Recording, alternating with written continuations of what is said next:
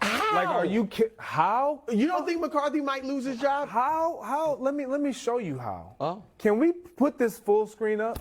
If there was ever a full Dusty screen that you strikes did me. not want to be on, this is it. Not great. When you missed 5 games of the entire NFL season and you still lead the league in interceptions, and I know everybody has been like, oh, you know what? He's taking more chances. He's taking more risks. Our defense is leading the league in takeaways and all of these things. It doesn't matter. When you have a team that has been put together, all you need to do is play good football and do what you have never really done, which is this. This. He's never really done this. In the season that they are at their best as far as what they have on that roster, this is what you get out of your alpha guy, your leader, and you want to tell me that it's Mike McCarthy? I can't stop you from throwing interceptions unless I pull you out and put Cooper Rush in. Now, Okay. Wow. So if he has a bad game and they lose, Their option. is there a quarterback competition in Dallas next year? I don't think that. No, I'm not saying there's a quarterback competition, but I'm saying he's under pressure. Like, get it done. Yeah, even if here's where you're drawing a distinction, Brew, that I don't know if I totally agree with, which is just because Dak can't lose his job, it's impossible for him to be under more pressure.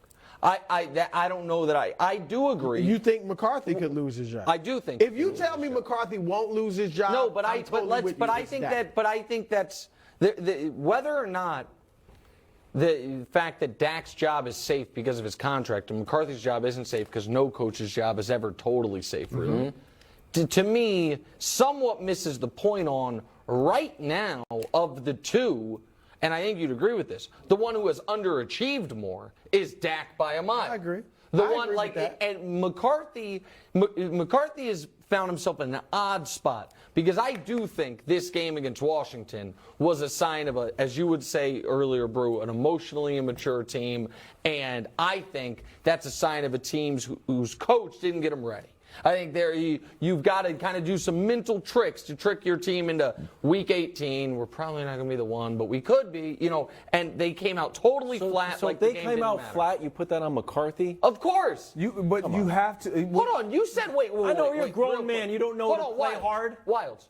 When the Lions fought, Exactly. and when you Right. knew they It was might, all Dan who did you Campbell. give credit to? Exactly. Jared Goff. No, that's a lie.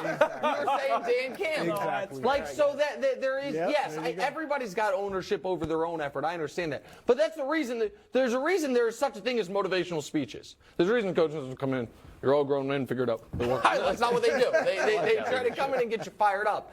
I think they are both under immense pressure in this way. McCarthy, because Sean Payton is sitting out there, and I understand, Greg, that you have made a compelling case off the air that Sean Payton and Mike McCarthy's, if we did a blind reveal on them, they would look far more similar than we think.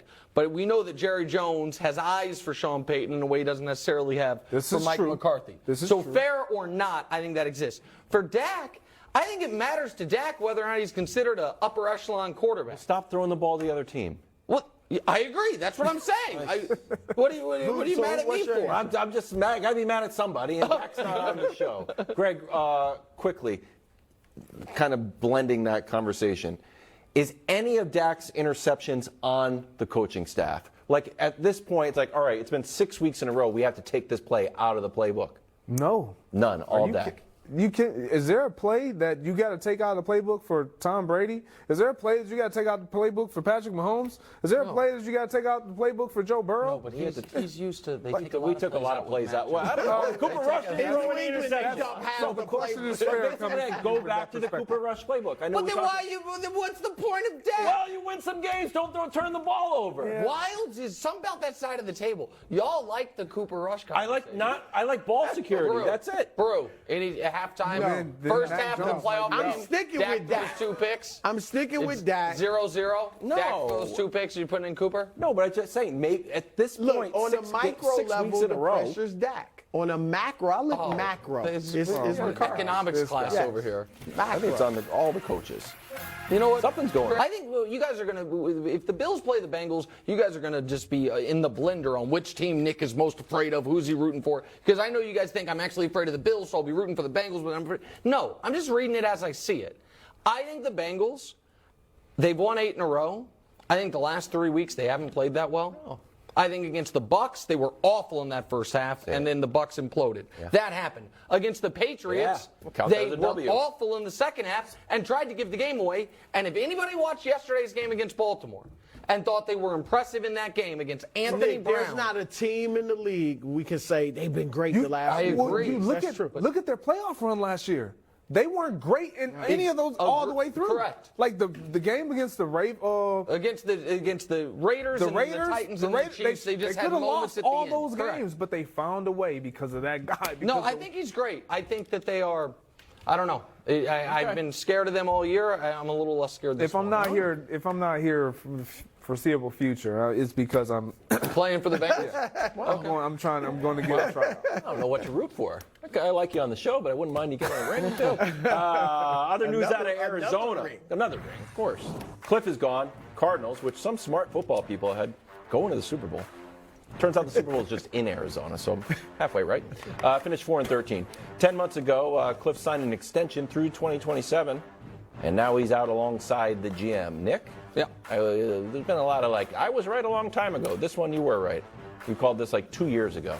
Yeah, I mean, listen, he was in over his head the moment he got there. He wasn't a good college coach. He wasn't a good pro coach. Since they were started 10-2, he's 5-18.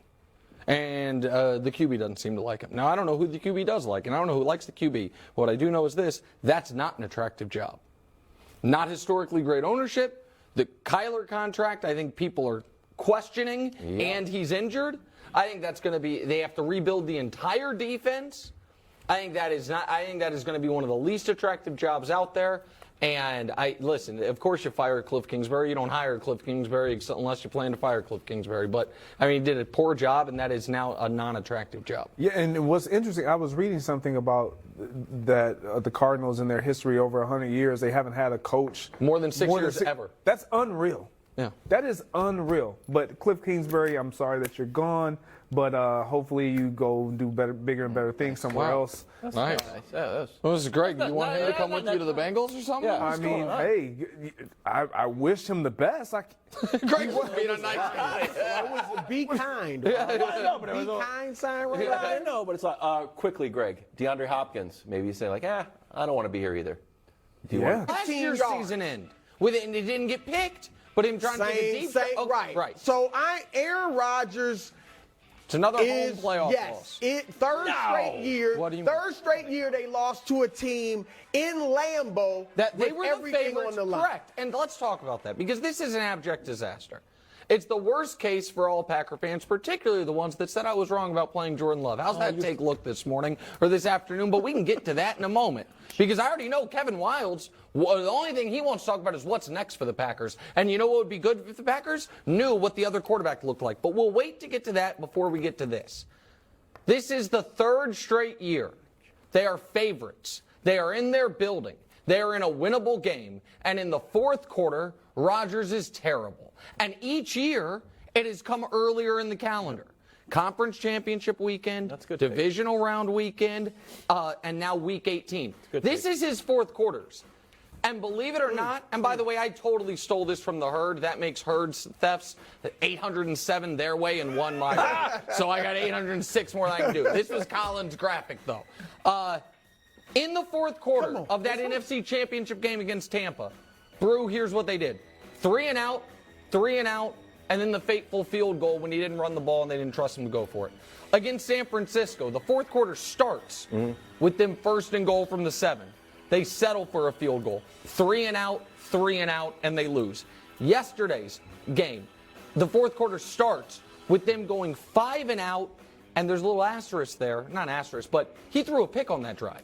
It just didn't count. Yes. And he got very lucky because the penalty had nothing to do with him throwing the pick. And it was the exact same guy, exact same type of play. And then I guess that was right before the fourth quarter, I should say. They ended up going 5 and out on this drive that ended in the fourth quarter. And then a 6-play drive that ends in the pick. It's just a disaster. Dude wasn't even close to being open. No, that is the type of throw you see from an inexperienced quarterback. Yes. And for him to, when LaFleur's first year there, Wildes, they made it to the conference championship game, and they got crushed by San Francisco. And he said, it'd be nice if we could have one of these games in Lambeau. And then they did the next year and they lost to Brady. Okay, it happened. It's Brady.